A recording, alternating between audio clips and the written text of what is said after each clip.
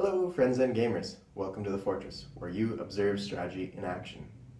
A German cruise liner company has sent a cruise ship out into the middle of the Atlantic to take on the waters and tool around the islands. On board they seem to have a surprising amount of young, healthy German men, as well as a cargo of artillery.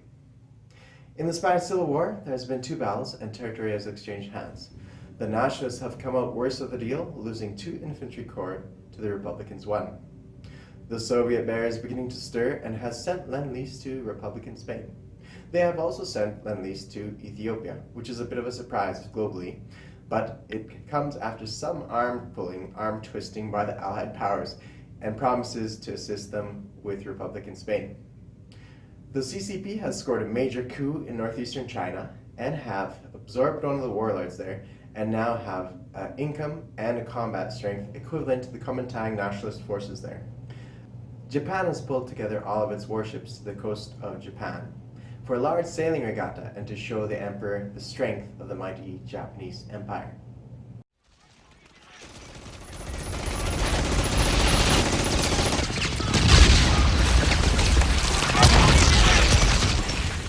It is Great Britain's turn, and they have 10 IPP to spend. They purchase 2 infantry and 2 militia. They also do a tech roll from their major factory in London, and they are going to be pursuing wartime economy. They need a roll of 7 to succeed. 11, so we are successful in that endeavor. They will be doing some small maneuvers here and there.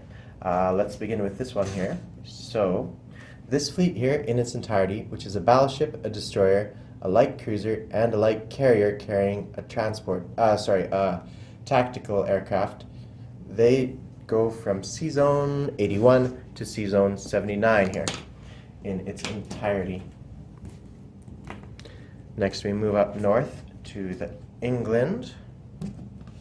In England, let's take a quick look at this submarine here. So there'll be a large maneuver towards Sea Zone 79 this turn. So this submarine goes to Sea Zone 79 off the coast of Gibraltar. This fleet over here, most of it will go to Sea Zone 79 as well. We have the battle cruiser, we have a destroyer, a heavy cruiser. From Sea Zone 24 goes to Sea Zone 79. We have the remaining fleet goes one zone to the west, east to Sea Zone 25. The destroyer from Sea Zone 10 slips down south to Sea Zone 79.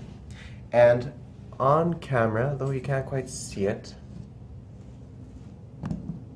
this fleet present here in the North Sea, in Sea Zone 11, goes to join the German cruise liner here in Sea Zone 24. We make 2 land movements, 3 land movements. Strategic bomber goes to British Midland, the medium bomber comes down south, and from London, 1 infantry comes across to the British Midlands. While I'm here, I'm going to deposit from the place units box onto the table, because this is winding down to the end of the turn. We're placing the submarine here to join them in Sea Zone 24, and the destroyer is going in Sea Zone 25. In addition, out of what we purchased this turn, 1 infantry is going into London. And now we move ourselves back to the southern hemisphere. In Gibraltar, we place 1 militia. In eastern Egypt, we place our 2nd militia. And at our minor factory in South Africa, we place our 2nd infantry. And that concludes the British Commonwealth's turn. They will be collecting 11 IPPs, with 1 IPP increase to the German annexation of Austria. So now we'll zoom over here to the next player. So the next one up is this is backwards. The next one up is the FEC. They have 5 IPP to spend. They purchase 1 infantry and 1 militia. I will grab hold of these and carry them to the other side of the board. Okay, this will be a little bit more interesting, I think, because there's some tricky maneuverings going on. So this fleet here, a battleship, a heavy cruiser, and a destroyer, are going from Sea Zone 87 to off the coast of Aden here in Sea Zone 83. This transport here, I want to strategically strategic naval move them. In the rules, it says transports can do so, but the thing is, it seems to be saying, it seems to imply in section 10.3, if I remember correctly, that the only unit that can strategic naval move is transports loaded with land units or aircraft. Does that mean they cannot go empty? So we have two options in this case. One of the options being, if they can go empty, this transport is going from Sea Zone 85 all the way out of the coast of Gibraltar in Sea Zone 79, where the other fleet was gathering. That's what it'll do if it could strategic naval move if it's empty. If it can't do that, it's simply going to go one zone across the Sea Zone 83. I'm going to go under the assumption, because it makes more logical sense, that strategic naval move works also with empty transports, because that's the way we played it in our recent World War I game of Global War 1914. So this fellow here is going all the way to Sea Zone 79 off the coast of Gibraltar.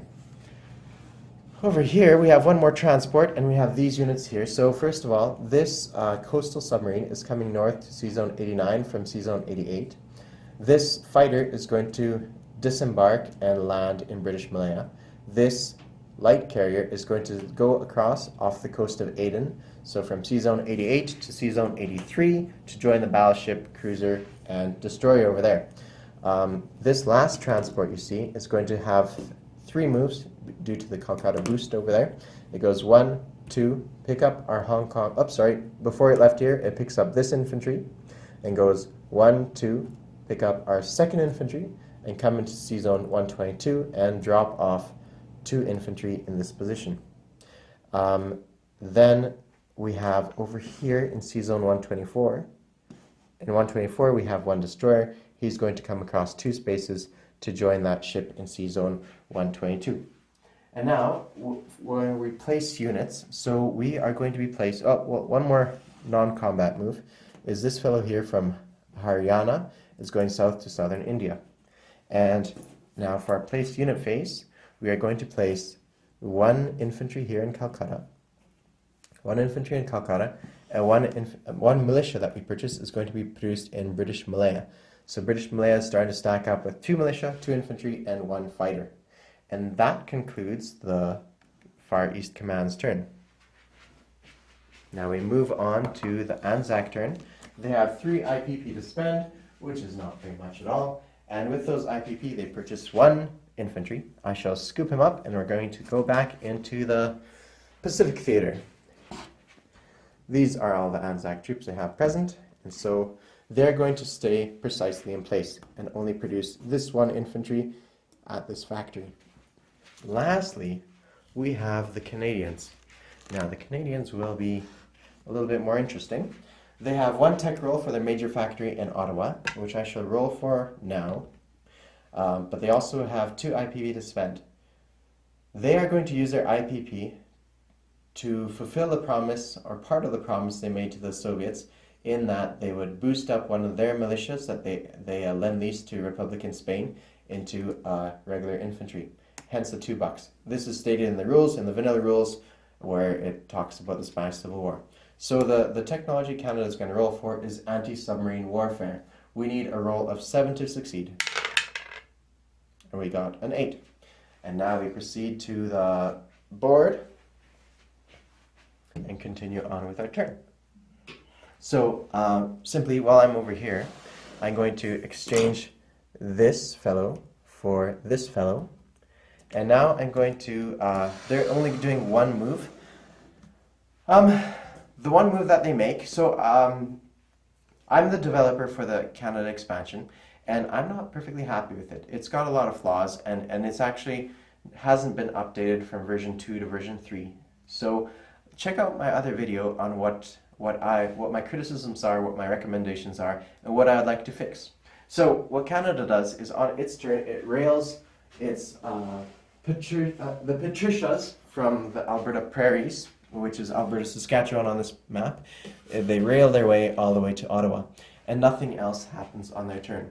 They collect 3 IPP income this turn because they were boosted up by, their peacetime income was boosted up by the presence of a German submarine on a British convoy line. And that concludes the Canadian turn.